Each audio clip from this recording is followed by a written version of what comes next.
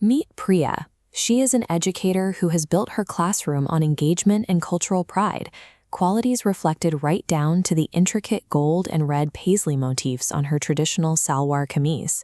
But today, that warmth is being tested. A project on community waste sorting has just wrapped up, and her students are frustrated. They're waving their report cards, protesting that their group only received a B, despite what they felt was a passionate effort. When Priya looks at the rubric she used, the criteria are based entirely on a vocabulary of feelings.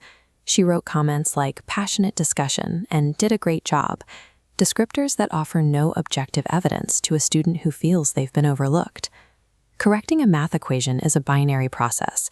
The answer is either right or it isn't. But evaluating 21st century soft skills like teamwork and communication forces teachers into a highly ambiguous territory where every grade feels debatable. This is a systemic trop. Modern educational policies mandate that teachers assess these abstract skills, yet those same policies rarely provide the objective frameworks necessary to measure them accurately. Without a mathematically grounded structure, judging human behavior can look a lot like personal bias.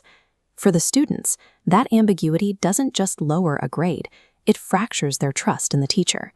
Seeking a way to repair that trust, Priya turns to her computer. She isn't looking for a shortcut. She's looking for a way to translate her classroom observations into a language of scientific objectivity. The first step in her prompt isn't asking for a list of rules, it's establishing a persona. She commands the AI to operate as an expert in modern educational psychometrics, ensuring the system prioritizes rigor over a generic chatbot-style response. Priya then injects a specific scientific standard, the ATC-21S framework. As seen here, this framework takes the abstract cloud of human collaboration and breaks it down into rigid, measurable components. By explicitly naming this framework, the AI is forced to generate criteria that meet international standards for reliability and validity. It moves the output away from conversational filler and toward academic precision.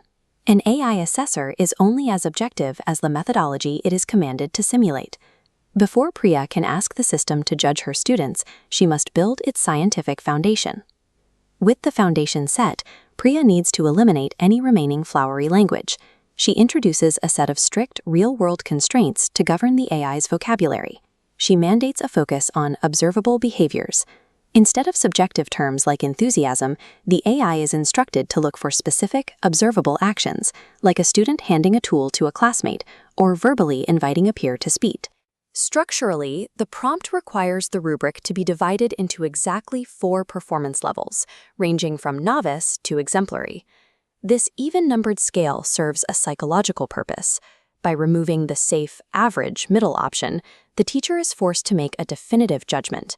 A student's performance must either demonstrate mastery or indicate a specific area for help. Restricting the system to these strict parameters closes the subjective loopholes where bias usually hides, ensuring the grade is based on what happened, not how it felt. Even the most objective data is useless if it's buried in a wall of text. Students need to be able to see where they stand at a glance.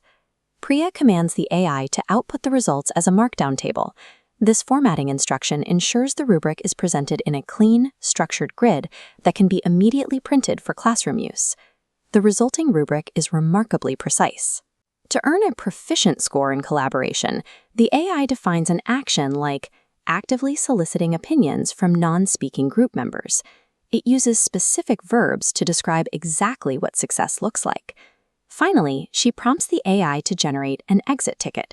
These are 3 reflective questions that require students to recall their specific contributions and peer interactions before the class ends. Structural formatting dictates how these materials function on the ground.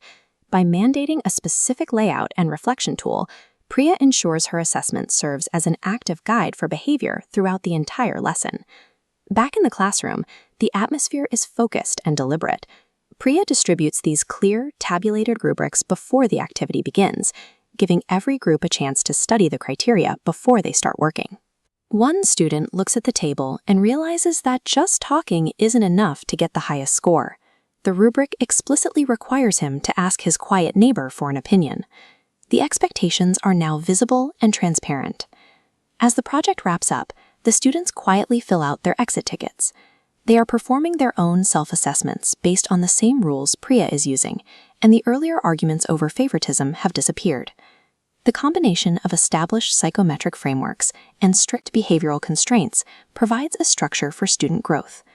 When the assessment process is built on observable evidence, it provides a clear path for students to measure and reach their own potential. By using AI to bridge the gap between policy and practice, Priya has made the classroom a more equitable place. If you're interested in more ways to use AI for educational design, remember to like this video and subscribe. Next time, we'll see if Priya can use these same tools to solve the crisis of over-theorization in her math curriculum.